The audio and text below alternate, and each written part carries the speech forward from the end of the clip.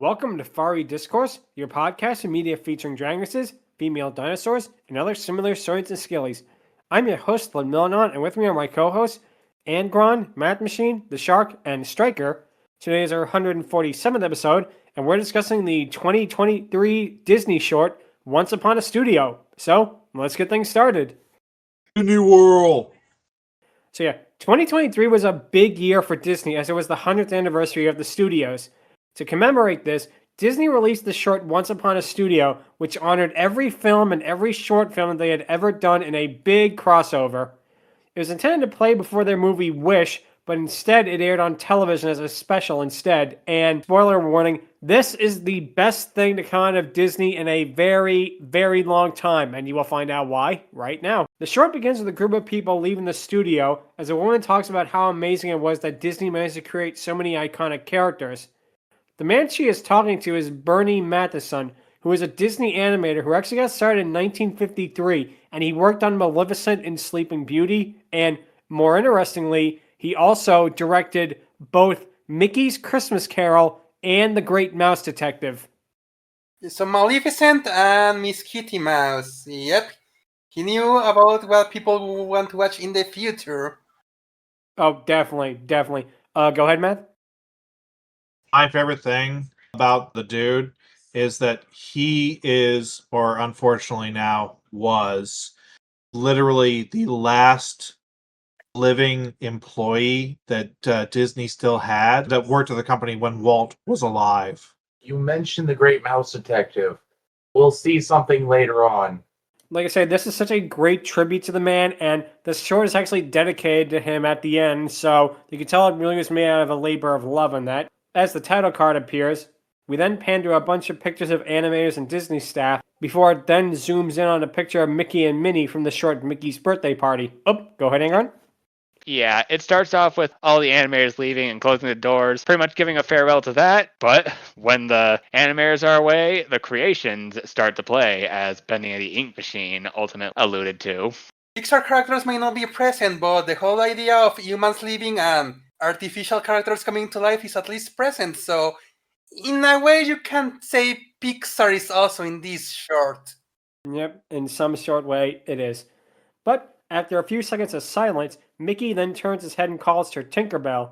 And one thing I will say, I always think it's funny how Tinkerbell basically is one of the mascots at Disney when, if you actually go back and watch Peter Pan, she does not do one good thing in that movie.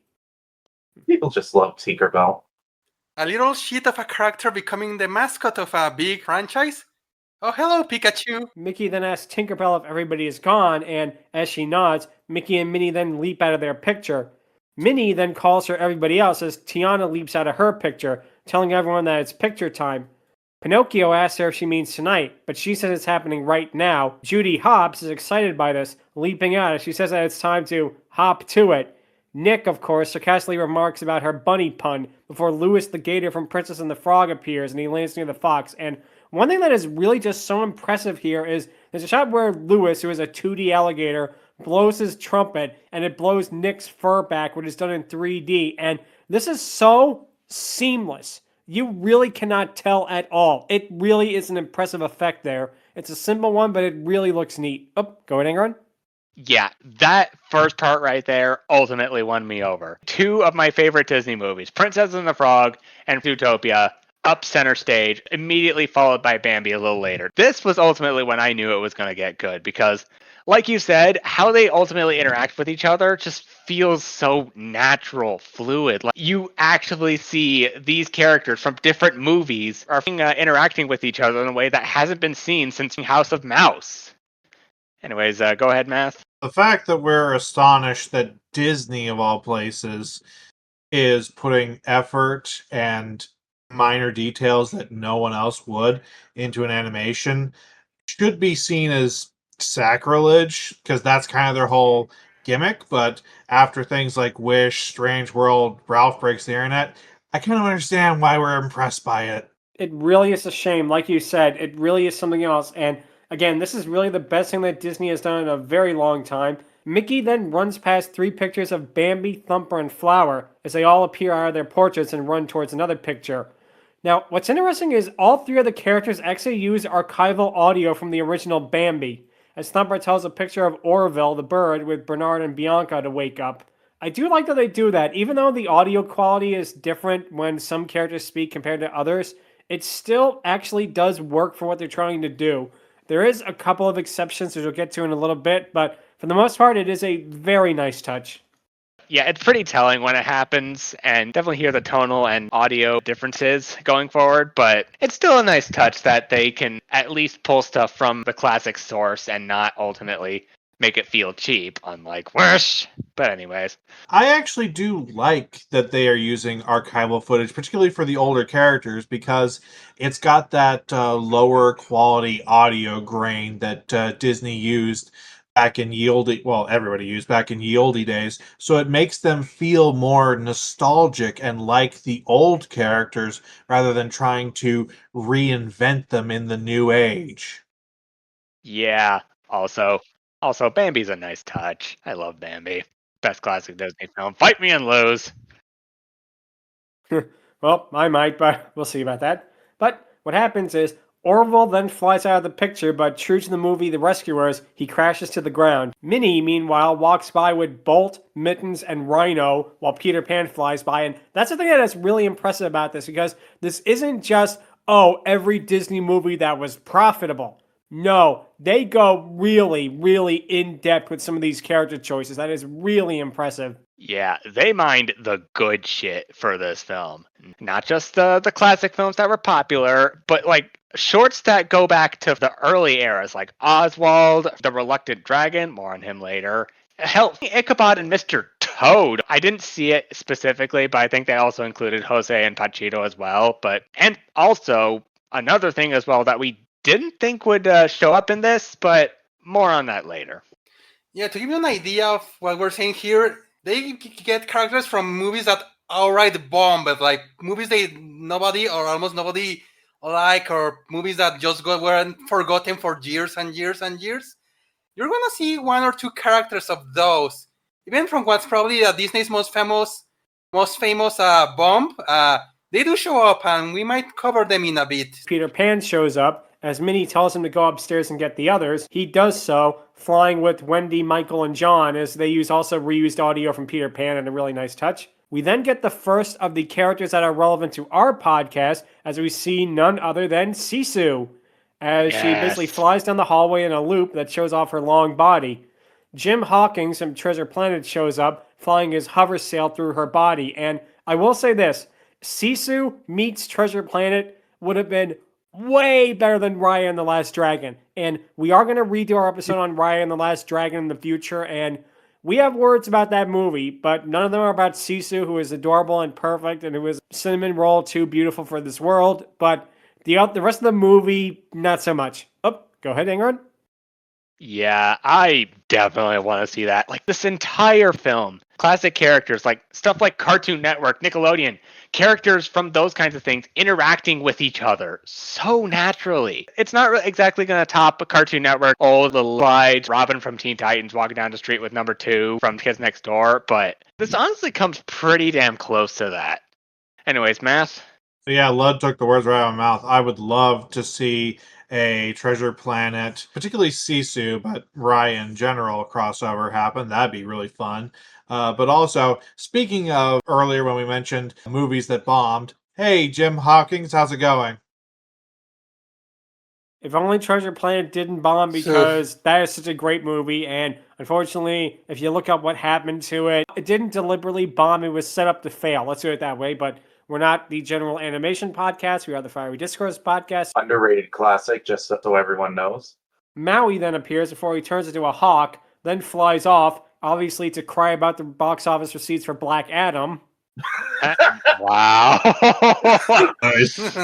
Ouch. Ouch. Oh, boy. Aladdin then slides down a banister with Abu before tripping on several coconuts. We then see Vanellope from Wreck-It Ralph drive by with Dodger from Oliver and Company along with her in her cart, and I will say this, how is Vanellope still here? She went turbo! Guess she stuck around for the big old family picture, as it were. That or the Slaughter Race Company finally kicked her out with an update. We didn't make the actor in the game. Remove. Elliot from Pete's Dragon then flies by as Prep and Landing, who are apparently two Christmas elves from a direct-to-television special. I have never heard of them before now, but it's interesting they put them in. It was pretty good. It was pretty good. Nothing too special, but yeah, it honestly has a similar feel, strangely, to Arthur Christmas, of all things. I guess this was Disney's slight answer to that, but honestly, I don't think they were intimidated by it to really be too invested in that kind of short. Also, Elliot is carrying Cody from Rescuers Down Under. Moana then lands before catching Flounder from Little Mermaid, who asks for water. She runs past Merlin, who is busy serving tea from Mrs. Potts to the Mad Hatter and the March Hare. Cogsworth tries telling them there's no time for tea. I really love how they do these little character interactions. It is so cute, and we'll talk more about the feelings about it later on in the episode, but it is such a cute little thing they do here. Flounder was asking for water and went with a bunch of characters that were having tea. He forgot his pinky. What kind of place is this? Nice. Disney Studios. Merlin then casts a spell that fills up the Mad Hatter's hat with water as she puts Flounder in it. And I believe Alan Tudyk voices the Mad Hatter here because he did a very similar voice for King Candy in Wreck-It Ralph. And he does a near pitch perfect impression of Ed Wynn because he says, "Oh, waiter, there's a carp in my cap," as he laughs and walks off, with one of the penguin waiters from Mary Poppins walking past him and looking in confusion. We then cut to Stromboli from Pinocchio as he tries to use a vending machine but angrily yells at it and shakes it. And I will say this, if Wario was watching this, he'd be shocked to see his father make a cameo appearance. Why? What's my pop doing in there? Get off the stage and get me money. Elsa and Anna from Frozen, which is obviously the favorite Disney movie of Patrick Star because fro. Elsa and Anna walk by as Anna asks Elsa if all of the villains will show up. Elsa then says, "Not all," as she freezes behind his portrait. And I think this is actually a non-Disney reference because the way Hans is frozen is very similar to Han Solo in the Carbonite. Technically, it's a Disney reference now. Even though it shouldn't be, it is. I was frozen today. Ha! Nice. Gotta get that out of the way. Honestly, I feel as though this is a reference to how everyone hates Hans. Yeah, everyone did Yes. not like Hans. Elsa freezes Hans before Anna even knows. It's like, yeah, no one likes Hans. Good on you. Even the main cast. Exactly. Yeah, like a meta jab at the fact that Hans kind of started that trend of Disney twist villains, and maybe it's Disney like saying like, yeah. We are tired of that too now. Then cut to Donald Duck getting into an elevator with the robot from Meet the Robinsons, Turk, Mother Gothel, and Humphrey the Bear and the park ranger from the Disney shorts, which is a really clever reference because Donald appeared in several shorts with Humphrey the Bear and the park ranger. That's a cute little nod right there. Yeah. Oh, man. I also, in the back, you can see Turk from Tarzan being in there. So, as stated before, that little thing coming into play here, Tarzan was also included. Yeah, they really dug deep on this one. And I mean deep. They did. I'm impressed with that. Mm-hmm. Flash from Zootopia tells him to hold the elevator as, being a sloth, he very slowly makes his way towards there.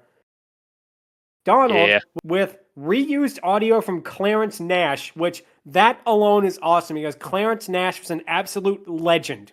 Guy voiced Donald for almost 50 years, and he was so great. I still say he is the best Donald Duck voice they ever had. The other ones are good, but they're not him, you know? Yep. Exactly. Donald is grumbling about this as we then cut to everyone's favorite Disney character, unless you saw Coco, Olaf the Snowman. Oh, man. I mean, hot take here. I didn't hate Olaf. I find him endearing. I get why he's annoying to many people. I honestly think there are way worse side characters that try to be endearing but come off as annoying.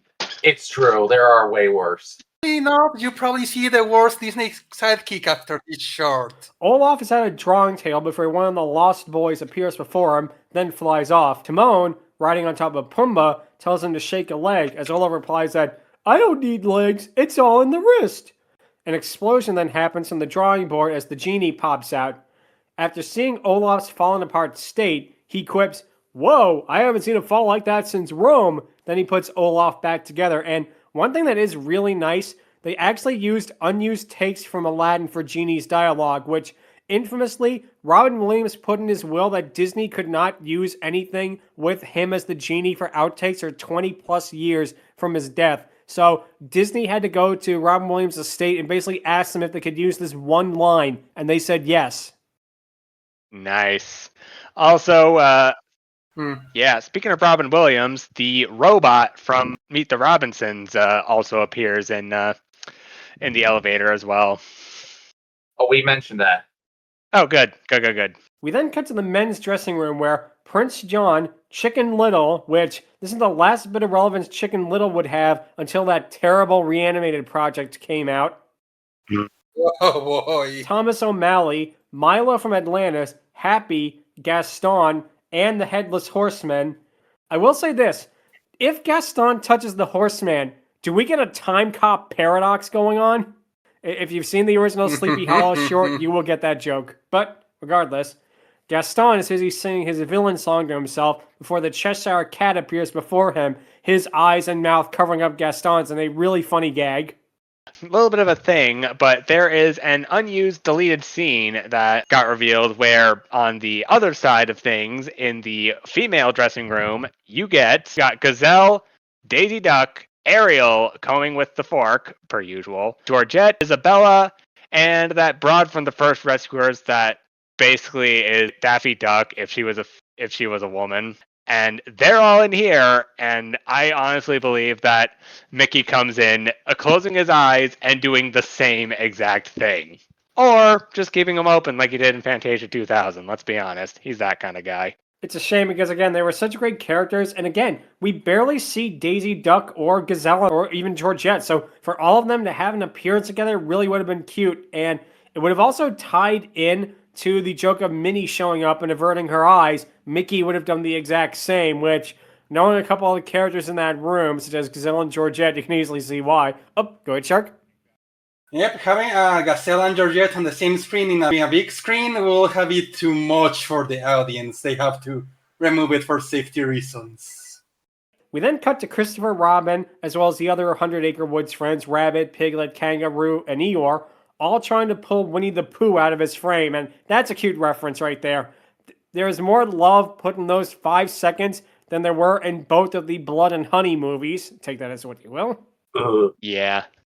Oh, forget Rabbit's hole. Try pulling him out of Kanga's hole. Antonio from Encanto walks past with Pua, the birds from Cinderella, Creaky, Pascal, and Miko as he talks to all of them.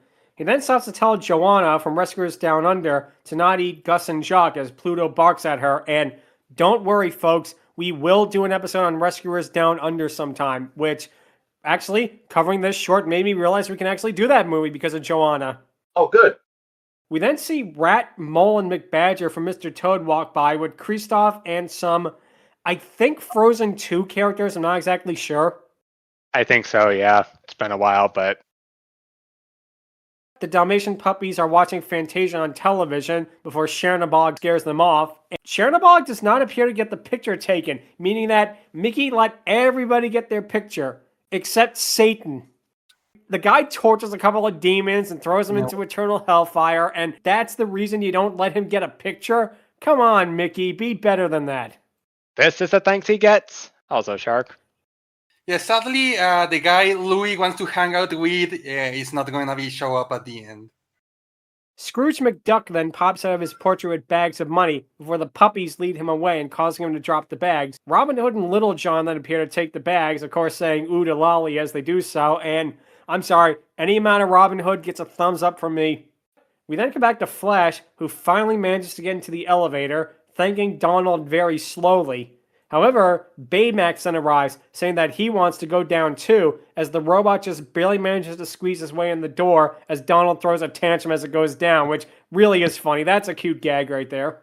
Yeah, having Baymax in there and in that endearing way as well was just the cherry on top of that pie. That was adorable. It was. Ursula then shows up with the water droplet creature from Strange World following her, and yeah, this is the most amount of exposure anybody got to Strange World, myself included, because I consider myself a Disney fan, and I never seen that movie. I've never heard anybody talk about that movie. It's like it was spat out from an alternate dimension and then just vanished. It was all right. It had some very interesting ideas, and strangely, it didn't really have a very clear villain. It was people just trying to survive and trying to figure out ways to ultimately overcome an impossible situation. Sort of a lesser of two evils scenario, but that's just my take. Anyway, Shark. I guess the fact that of all the characters to get some sort of focus from that movie is the comedy relief thingy that even now nobody really remembers. There's a lot of how memorable those characters really are. As Cinderella and the prince descend the stairs, Mickey walks up, only to see Clarabelle being hypnotized by Ka and let off. Mickey then tells Rapunzel to help as she runs over with her frying pan to beat up the snake. However, this is totally wrong. If you've seen Mickey, the Three Musketeers, Clarabelle Cow could easily beat the hell out of Ka all by herself. Maybe. I mean, she got hypnotized, so maybe once she breaks free, she can help Rapunzel beat the stuffing out of him later. We then get what is probably the most iconic moment of the short, where Mickey stops to see a picture of Walt Disney as he stares there for a few moments. Yeah, we're going to make a lot of jokes about this short in general, but this moment always makes me tear up a little bit because it's the amount of motion they do, and they also play a soft version of Feed the Birds in the background because famously that was Walt Disney's favorite song that his studio ever made. He would often tell the Sherman Brothers to play it whenever he was in a bad mood, and I'm sorry, yeah, is it a cynical thing from a corporation? Maybe, but damn it, it's tear-jerking. I'm sorry, it really is such a sweet scene. Oh, go ahead, Matt. That scene gets me every single time, and I swear to God, if Mickey had said, "Hi, Dad," or "Thanks, Dad," I would have burst into tears instantly. Oh my gosh. Yeah. Yeah. I do admit the corporate cynicism definitely kind of hampers it a little bit. Like it feels obvious, like, rip Walt Disney. The man was a legend. And yes, he was, but there are some things about him that I have slight nitpicky hang-ups about. Not too big. I will definitely give him his due. The man started an entire legacy, and because of that, he gets my A+ for that. I don't consider him as big a legend as someone like Shigeru Miyamoto, to put it lightly. What happens is Mickey then tells the Walt picture on with the show as he walks off. We then see Mickey ride on Dumbo past various Disney characters, including Pete, Clara Cluck, Gazelle, Maleficent. Sadly, we do not get to see Maleficent in her Dragoness form here, so boo on that.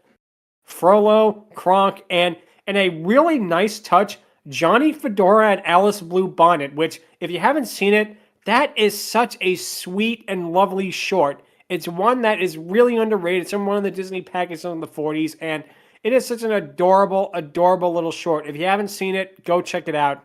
Raya opens the door for Mickey as he flies past her, Flynn with Maximus and Madame Mim. Wreck-It Ralph tries to go out the other way, but he bangs into the glass door, stumbling and accidentally causing Mickey Garfield. Obviously, Ralph thought he was bought by Viacom instead. But Scar, once again, says that he's surrounded by idiots, but we gotta take it easy on Wreck-It Ralph here. He had to be in Ralph Breaks the Internet, so let's cut him a little slack. He still might be a little bit confused over everything that happened in that movie. Yeah, unfortunately, but hey, can't all be winners, you know? In a really awesome sequence, Mr. Toad shows up riding past him on the magic carpet, and as someone who is a big fan of Ichabod and Mr. Toad, that is awesome. We need more of him, please. Thank you. Speaking of which, Ichabod Crane then shows up as Mickey, off-screen, says that the ladder is there. Goofy then swings the ladder in Ichabod's direction, and this is probably one of the funniest jokes of it. It seemingly decapitates him before he pops his head out of his jacket again. He references the original short. The fairies from Sleeping Beauty then go past Trusty from Lady and the Tramp, still talking about Old Reliable, and just like in Sleeping Beauty, flora and fauna argue over making the Mickey hat in the building pink or blue, which is obviously the biggest battle that has ever been fought. Mickey then gets in position, and in a really nice touch, he lets Oswald the Lucky Rabbit go before him because, famously, decades, Disney did not own the rights to Oswald the Lucky Rabbit. It was still owned by Universal Studios.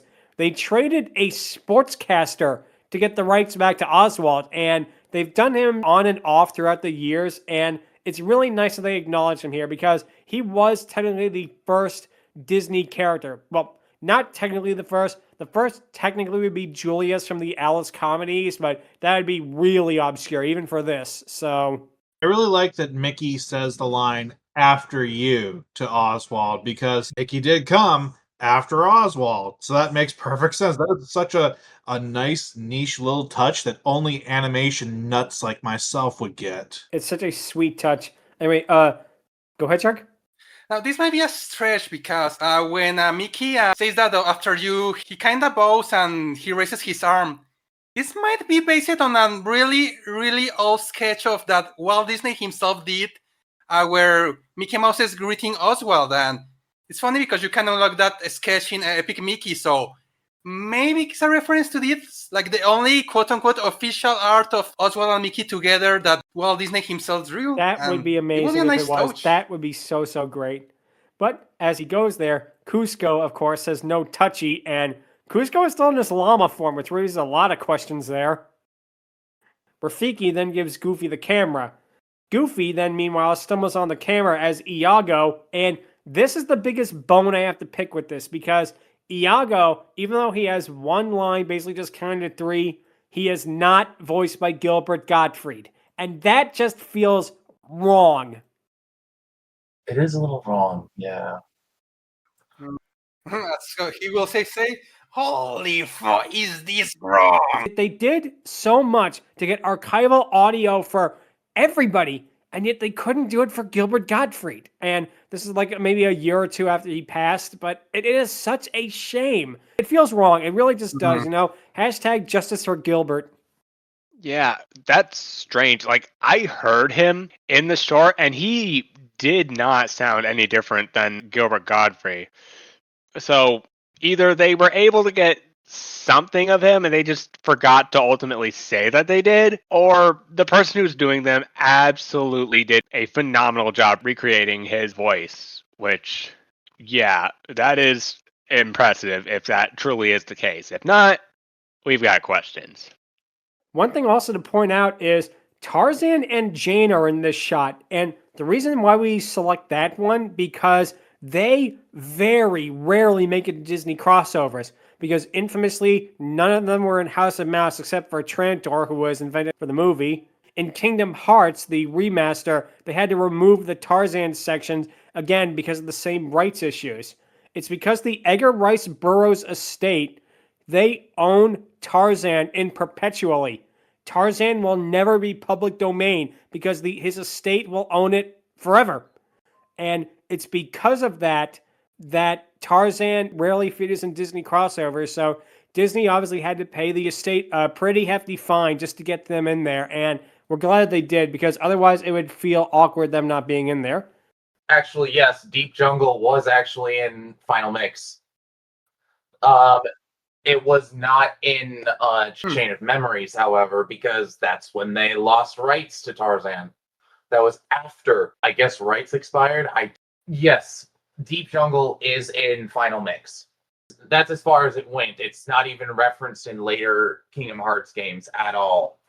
I assume this is like the same vein, like a Robin Williams line. Like, this is short, like such an important event, important moment in Disney history. We have to get these characters somehow, some way, no matter the cost. Goofy, of course, falls off the ladder, breaking the camera. And I will say this. Somehow, this is an even worse attempt at taking a picture than SpongeBob and Pearl's prom picture. In a really funny moment, Stitch arrives to eat the remains of the camera before Lilo pulls him away. Grumpy, of course, mentions that was fun as everyone prepares to leave, with Eeyore saying, maybe we could try again in another 100 years. And one thing I want to point out, Eeyore is not voiced by Peter Cullen here. Aww. And that is so weird because he has voiced Eeyore consistently since, I think, the 70s. It really is a shame because, again, he's such an iconic voice actor, and it's not like he's deceased or he's like incapacitated or anything like that. He could have done the voice so easily. Why didn't they get him to reprise the role? It's so weird. Oh, go ahead, Angron. Yeah, it's so bizarre. Like, put this voice actor of Eeyore next to Peter Cullen. I'm sure there's a difference, but, like, to me personally, there was none. I legit thought Peter Cullen was reprising his role as being Eeyore, which, same man who voiced Prime played this guy, and it would have been so awesome to hear that again, but apparently it wasn't. Mickey tries telling everyone it'll be fine as everyone walks away sadly, before we then pan up to hear When You Wish Upon a Star being played by none other than Alan Adale on his lute. And if anyone was going to save the day, the fact that it's a Robin Hood character, big thumbs up for me on that. And in another awesome scene, Scat Cat from Aristocats joins in on his cornet while Mirabelle shows up with her accordion. Belle begins to sing it while Beast joins in, and Hades, voiced by Peter Griffin's friend, James Woods, says how he knew this was going to happen. And this is something that's interesting. James Woods will voice Hades literally everywhere. Anytime, any place, any location. He's done it for TV shows. He's done it for video games. He's done it for toys. He loves the character so much. He will do it no matter what. I won't lie, I would not have it any other way. Perfect. We then get another really nice touch as Quasimodo gets a line all to himself, showing off his beautiful singing voice. And Quasimodo, if you don't know, is voiced by Tom Hulce, who also was Mozart in the movie Amadeus. So the guy behind that beautiful singing voice also did the horrific giggling that Mozart does in that movie.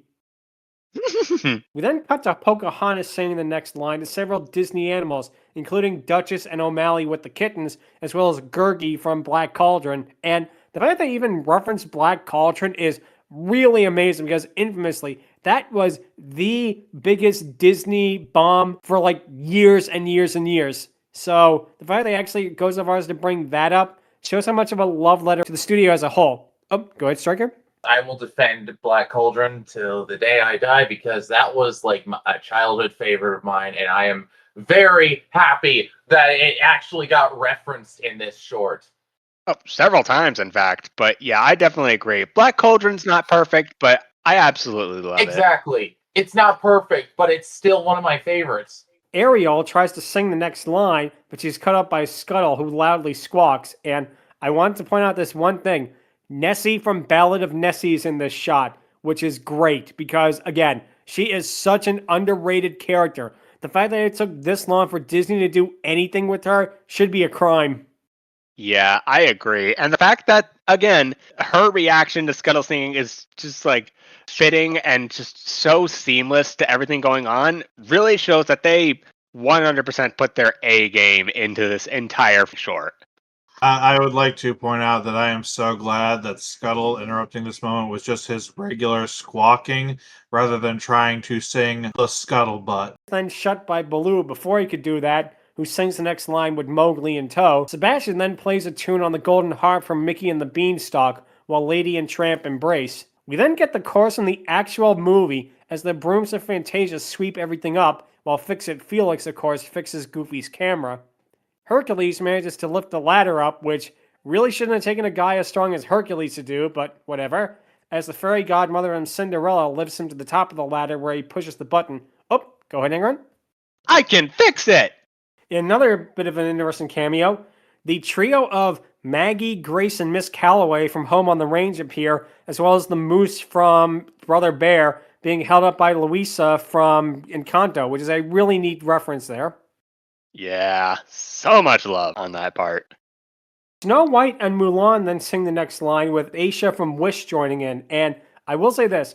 Oh man, 2023 is going to be the year that Wish becomes the most iconic Disney movie ever. It's going to be on the level of Snow White and Mulan together. Just you wait. Wah, wah, wah. Yeah, to take a line from Marvel. Yep. No. Yeah, hard no. Anyways, go ahead, Matt. Go ahead, Shark. I will say that there's like this little clever thing that with Snow White and her being in, because it's basically a shot that has the very first Princess Disney along with the newest Disney princess. So, okay, I'll give you that. This was a cool idea for a shot. Another lovely thing is Robin and Marion are in this shot embracing because why wouldn't they? That is awesome right there. Yeah. Winnie the Pooh then shows up to sing the next line before Tigger leaps on top of him. And of course, the song is finished by none other than Jiminy Cricket. And they actually used the original Cliff Edwards version from Pinocchio, which is a great choice right there because that man had such a beautiful, beautiful voice. Oh, go ahead, Matt. Again, I am so glad they used the archival footage or archival audio rather than redubbing it. There is no one that could have done it better, and that is how you do Jiminy Cricket. The short then finishes with everybody finishing the lines the picture is taken, showing the hundreds upon hundreds of Disney characters, some of which include the reluctant dragon, Raya's stupid little beetle thing from Raya and the Last Dragon, Susie the little blue coop, who was the inspiration for Lightning McQueen, so you have your Cars reference there.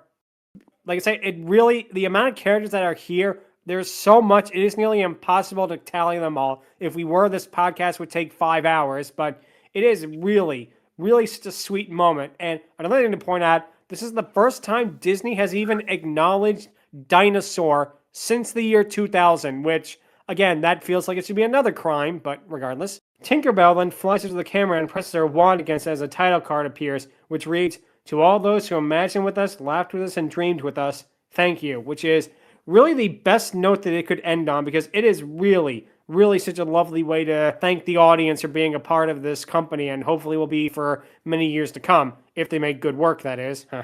During the credits, we see some other characters who weren't in the short, such as Bruno coming out of the walls, Mr. Big and Frou Frou having tea with the rescuers, Timothy Mouse, Chip and Dale, as well as Spike of the Bee, another obscurity, who was mostly famous for fighting Donald in several shirts in the 50s, Lucifer the Cat, as well as Ratigan from Great Mouse Detective, which again is also awesome, and Huey, Dewey, and Louie show up as well, which surprised me because I would have sworn they would have been the actual short, considering they're Donald's nephews, and it really is strange. Yeah. Those are some really important characters we're missing out on. Once Upon a Studio got extremely excellent reviews and is easily considered the standout of Disney's 100th anniversary, which, if you've seen the other stuff they put out that year, easy to see why. And one thing I will say, I am shocked that they have not used the reception they got from this to springboard a new version of House of Mouse. Yeah, I feel that. Because again, if we lived in the world where Wish was the 9-minute short and this was the feature film, we would live in a better society because, man, that is great. But like I said, they dug deep into this. They absolutely got as many things as they could for this, and it really shows. Hell, if they were willing to get Tarzan, of all people, it 100% shows that this right here was what they were building up for. Wish and the other stuff was just padding to try and ultimately get something like this out, and it was really worth the wait and worth literally everything else that they did that year. Whew, not their best year, but dang did they end on a strong note. This really is just such a love letter to the company as a whole. It really, really is a beautiful thing. But that's actually going to springboard to the question of the week, which is, what are your favorite crossovers? And not just Disney crossovers, any crossovers in general. And I could say House of Mouse because that would be my obvious answer, but we'll save that for if and when we eventually do an episode on House of Mouse. Hint, hint. For my favorite non-House of Mouse crossover, I'm going to have to go with the one, the only, the all-time classic, Cartoon All-Stars to the Rescue. Wait, no. What I'm actually going to say is one that is actually from a comic book, which is really well done, I think. And it's one that is My Little Pony Transformers. Oh, That's right! That's right!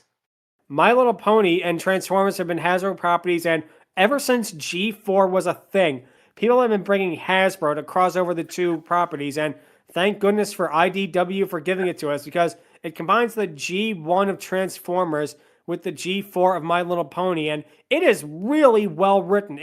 Every character is perfectly in character. Queen Chrysalis teams up with Megatron, which alone is an awesome, awesome idea. And again, it is such a love letter to both franchises in so many ways. It really is something else. And they actually was so successful, they did a sequel comic to it that really, really is a great thing. Nice. And I haven't even read it yet. It's an amazing crossover, especially for both franchises. I will say this, though. One crossover that we did need, because IDW also had the rights to the X-Files of the time. We got crossovers of X-Files meets Transformers, X-Files meets Ninja Turtles, and sadly, Mulder and Scully do not get exposed to mutagen and become a literal anthro fox and wolf, even though that would have been amazing. What a missed opportunity. But I think in all that, we needed My Little Pony meets X-Files. I want to see Mulder and Scully turn into ponies in Equestria. I want to see Queen Chrysalis kill the cigarette man. But no, seriously, getting back to it though, it really is a crossover that is made for such a labor of love of both My Little Pony and Transformers.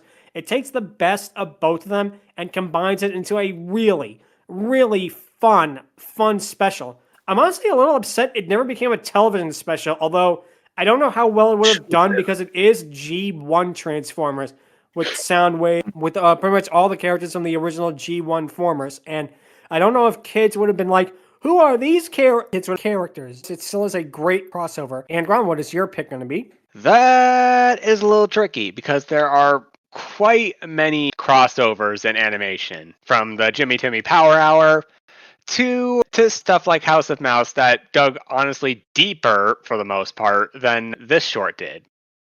However, for my pick, I'm definitely going to go Batman versus the TMNT. Like, you want an animated crossover that absolutely appeals to people who are into Batman and TMNT, you can do a lot worse than Batman versus the TMNT. This is honestly impressive. Like, the stuff they did. I've talked about this in the past for many times. Like, the fact that Polar Bear Mr. Freeze exists, the fact that it did so many interactions right, Plant Poison Ivy with some of the TMNT and Bat family, how they ultimately went off each other as well. Do I really need to bring up Hyena Harley? That might be many people's peak in that movie. Not mine personally, but absolutely is there. But also, again, the interactions. I keep bringing it up, but just seriously, the villains and the heroes aside, how the turtles interact with Batman is pretty impressive. Because, like, a little bit of Batman rubs off on them somewhat, but a little bit of them rubs off on the Batman as well, and it shows at the end. There is so much that they've done in this. Admittedly, could have been done a little more campy. This is up there with some other animated stuff like Roger Rabbit. That's what I feel anyways. So yeah, that's going to be my pick. Yeah, that is a great choice right there because Teenage Mutant Ninja Turtles versus Batman is so much fun. It's really well animated. Like I said, the mutagen designs of Arkham villains are great, and Batman versus Shredder, which is such a great fight sequence. Yes, so awesome. Easily the standout. So, Math, what would your pick be? Mine's going to be a more, I wouldn't say obscure, but an interesting choice, if anything else. Bravo Doobie Doo. See, I really like this Johnny Bravo Doobie Doobie Doo crossover because it did one thing that I still think was probably the smartest thing that's been done in any of these crossovers. It created the Johnny Bravo Velma Dinkley coupling that has been considered like Nice. an actual thing since then. Cartoon Network continued to run with that for a long time in their early 2000s bumpers. And many people just consider that, nope, they're a couple. That's who they should be. And that's something you don't see in a lot of crossovers, where you actually see not only is the crossover referenced post-crossover, the company itself acknowledges and encourages an event from the crossover. Yeah, they know. They know they had something with this special. They even reference it at the end of Johnny Bravo Goes to Bollywood, which canonically is the last thing Johnny Bravo ever appeared in. Mm-hmm. So that's really cool right there. And again, that is such a fun short. It's such a loving tribute to Scooby-Doo while also making fun of parts of it. I really do enjoy that. Basically, that is a great choice right there. So let's see. Shark, what would your pick be? Well, if something this Once Upon a Studio short showed us is that a bunch of franchises with lovable characters getting together to do something really works, like having a lot of lovable characters and that. So there's another company that also has its own library of famous characters that everybody loves and knows, and they have a way to get them together every now and then. Super Smash Brothers! But yeah, I mean, Nintendo, you know their characters, you know their series, Mario, Luigi, Zelda, Olimar, Pikmin, Fire Emblem, Kirby, King Dedede, Meta Knight, and many, many more. They definitely deserve to have some place to meet. And, well, in this case, it's a fighting game, but still, it really works because you can fight in their worlds, and every character has like their own moves that makes it unique. It really shows how much every franchise, every character is their own thing. They have their fans, they have their worlds, they have like, I kind of wish that there was more interaction than just fighting, but I think that's, if I had to choose one Smash to be the one that made it the best, it will have to be Smash Brothers Brawl with the Subspace Emissary, because the cutscenes there are like, wow, I can see the characters acting like this if they met each other, like Diddy Kong pulling away Fox and Falco to save Donkey Kong, Captain Falcon accidentally killing Olimar's Pikmin, Pete watching Mario and Kirby fighting and being excited like he was watching a show and all of that, Samus and Pikachu getting together to escape and defeat the space pirates. It's so great, and yeah, it's just a shame that Brawl was the only game in the series to make this, because apparently Sakurai was not a fan of people uploading the cutscenes to YouTube, so that's why he removed any sort of storytelling in the future Smashes, and he saved like the whole animation for the character reveal trailers. That they do have cool moments. They do have cool moments like King K. Rool, Diddy Kong, and Donkey Kong sleeping and then getting excited when seeing Banjo and Kazooie arrive, or like the whole Min trailer where they have Kirby and Captain Falcon eating noodles and all of that. So yeah, outside of the whole fact that they're getting characters together from the whole Nintendo library, and even some third parties as well, like we can finally have Mario and Sonic duking it out, and we have some unexpected guests like Sora or like Snake as well. It's such an exciting time, and yeah, now that Switch 2 is out, I can't wait to see what the franchise does next time it inevitably comes out with a new game. All the games are good, but the Ultimate is such a love letter to Smash as a whole. It makes you wonder where they can go from there. And I really hope, like I say, we get some better representation of some franchises in that. But regardless, Smash is the fighting game crossover to end all fighting game crossovers. So that is why that is a great, great choice right there. Yep. Let's see, Stryker, what would your pick be? What with like stuff like Jimmy Timmy Power Hour, obviously, and there was also a few comics like Sonic and Mega Man comic. Honestly, I think my choice would have to be Mario plus Rabbids. They unexpectedly made the Rabbids actually good in this. And I haven't played the first Mario plus Rabbids, but I actually have Sparks of Hope, and they go farther than what the first game did with the characterization of the Rabbids. And it just, wow, they made the Rabbids really fun and actually not annoying as they normally are in the Rayman Raving Rabbids game. I thought it was really good. I thought it was really fun, as well as some of the original characters make it even more interesting. Yeah, they also got Rayman for the DLC for the second one, which, yeah, that is definitely some A-tier representation. I mean, you got Laserhawk, but yeah, this honestly feels a lot more natural for Rayman. Yeah, I will also say, if anyone here has not seen Captain Laserhawk, do yourself a favor and watch it. It's really good. I only ever played Sparks of Hope, but man, that is a fun game right there. That is a really, really fun game. It took the concept of the rabbits and it really made them into actual characters. And it's like, oh, Ubisoft, you finally realized that the rabbits could actually have personalities and character traits? No. But yeah, no, that is a great, great choice right there. Again, it's a lot of fun. I only ever played one of them, but I had such a fun time with it. So now it is time for the patent pending Dragoness Scale, where this one's going to be interesting because we're going to be ranking the characters that we ranked so far and one that we haven't yet, although we will in the future. Wink, wink. And that's going to be Nessie, Sisu, Reluctant Dragon, and Johanna. And I'm actually going to give each one a slightly different score. Sisu is going to get a 6 out of 10 just because it's really cute that they had her show up so early. And of course, the whole thing with her long noodle body is nice. Shame she didn't really get any lines. So I guess, again, Agua-Fina couldn't really be there for the recording session, but what have you. But yeah, 6 out of 10 for Sisu.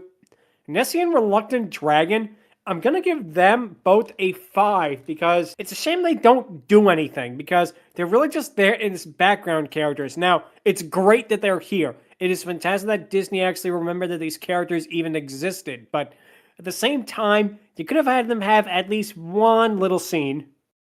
That's why I'm giving them a 5 each. And for Joanna, she's actually getting a 7 because she actually was the lead into a pretty funny joke that ties into her character. And again, it's just good to see her again. You know, she's such a cute character in that when we get to Rescuers Down Under, which again will be sooner than later, wink wink, it is going to be so much fun to talk about her because again, she has such a great personality in that movie. And we'll get to that when we get to that. But yeah, Joanna is going to get a 7. And that's actually going to be my ranking. It's going to be 6 for Sisu, 5 for Reluctant Dragon and Nessie, and 7 for Joanna. Angron, what would you give them?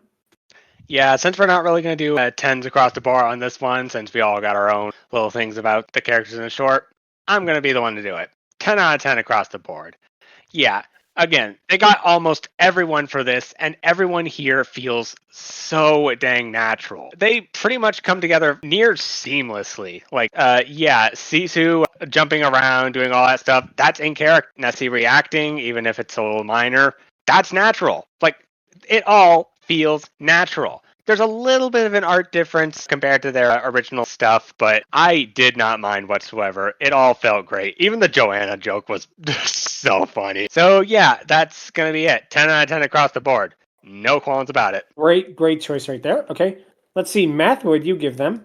I'm kind of going the opposite direction, unfortunately, and this is largely due to how I do the ratings for the characters. So all of them look great. They all look like they're from their original movies. They all have the same art styles. They're all animated fantastically in this. No objections there. That's all they get. They have no dialogue. They have no anything in this. It's kind of the problem of the way that this is done. It's supposed to be a mega compilation short, which is why I wish that this was a full 90-minute movie rather than a short, but hey ho. None of them have any dialogue at all. I think Sisu saying woo is the most you get, and that's it.